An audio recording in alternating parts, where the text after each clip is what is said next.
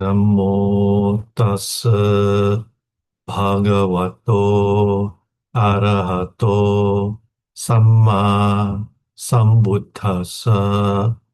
Namo tassa bhagavato arahato samma sambuddhassa. Namo tassa bhagavato arahato samma sambuddhassa. Buddhang dhammang sanghang namasami.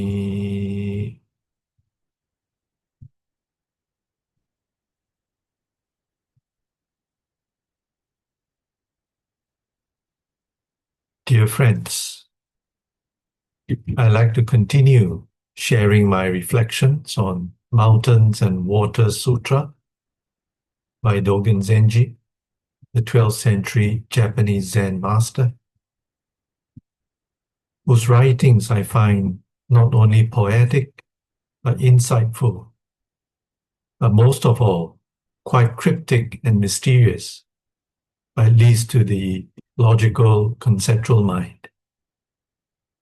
But having said that, it's important not to fall into the trap of thinking that Dogen's writings are illogical, or that one does not need any intelligence or reason to fathom his teachings. In fact, I think Dogen himself warned us against this kind of anti-intellectual approach. For example, in Mountains and Water Sutra, he had this to say: "How sad that they do not know about the phrases of logical thought or penetrating logical thought in phrases. When I laughed at them in China, they had no response and remained silent. Their idea about illogical words is only a distorted view." So he seems to suggest that Dogen himself is not an anti-intellectual, but rather he's pointing out to us that while intellect is important, we need to transcend the intellect in order to have a direct and immediate recognition of reality. Now, freedom in everyday life, in everyday experience, is something that flows on from our realization of unborn freedom.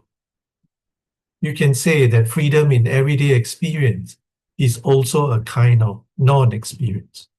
In what sense? Well, in the sense that freedom in everyday experience is not reliant on dualistic grasping. Rather, it is beyond that dualistic grasping of subject and object. When there is dualistic fixation, at that moment freedom is lost. One is trapped in opposition and division. But when dualistic grasping is let go of, abandoned, is erased, then freedom appears.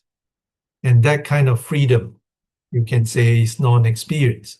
Non-experience in the sense that it is not dualistic experience, but rather a freely flowing, liberating, open experience, open contact with what is.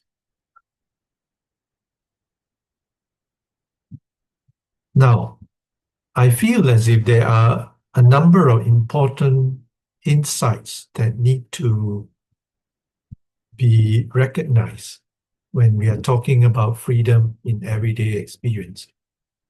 One is the insight into the interwovenness of all experience, the interwovenness of all things within experience. By that I mean the assembly of causes and conditions that make everything possible. That means nothing exists in isolation from everything else. That's number one. As Zen Master Thich Nhat Hanh likes to say, in a piece of paper, you see the cloud, right? In the table, you see the river. In a piece of wood, you see the sky, the air, the trees, and all the living things that make up what we call life. In fact, in the Mountains and River Sutra, Dogen Zenji says this: know that eastern mountains travel on water is the bones and marrow of Buddha ancestors. All waters appear at the foot of the eastern mountains.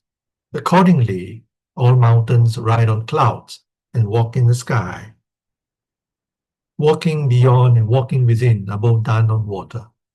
All mountains walk with their toes on waters and make them splash. This is practice realization. It seems like, to me, Dogen is saying mountains and waters are the body and the energy of enlightened ones, of the Buddhas. If you can think of the mountain as the body of the Buddha, waters as the speech of the Buddha, which is none other than the life energy of the Buddha, then we can say the mountains and waters represent the body and speech of the Buddhas, of Buddha nature itself. And the body and speech of Buddha nature are always intertwined. They always go together. What that means is that the creative expression of life is none other than the life energy, the life force itself, right? So everything that we experience in life is an expression of life energy, is an expression of Buddha nature, is Buddha nature. Nothing exists independently and in isolation from other things. So when there is a mountain, there is water, and the mountain travel on water. Mountain and water are alive together. So in other words, when we are experiencing freedom in everyday life, one important insight that needs to awaken in us is this insight into the interwovenness of all things. That mountains, waters, clouds, sky are all alive together right now in this very moment. Alive in you, alive in me. And this is practice realization. In other words, the realization of freedom does not come at the end of your practice. It is simultaneous with the practice itself. As my teacher Godwin used to say, freedom, happiness does not come at the end of your practice. It needs to be right there where your practice is. You don't seek freedom as an attainment or a result of your practice. Be free in the practice itself. So that is what I think Dogen means by practice realization. It's something that is composite, that is whole in this very moment. The wholeness of your practice and your freedom comes together in this very moment itself.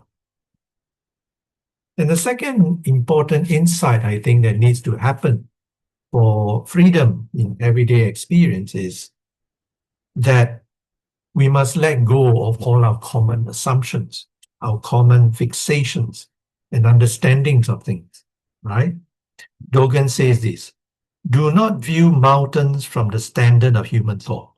If you do not judge mountains flowing by a human understanding of flowing, you will not doubt mountains flowing and not flowing. Interesting. It's as if Dogen is advising us, is cajoling us to release our common perceptions, common assumptions about what is a mountain and what is flowing and not flowing. So when we can release those assumptions, we can then soften the way we perceive reality, the way we perceive ourselves and others. And that enables us to be free from our usual neurosis, usual fixations on things, and allow us then to have that semblance of freedom in the midst of ever-changing experience. Then finally, the third point I'd like to mention is this, that nothing exists inherently in and of itself.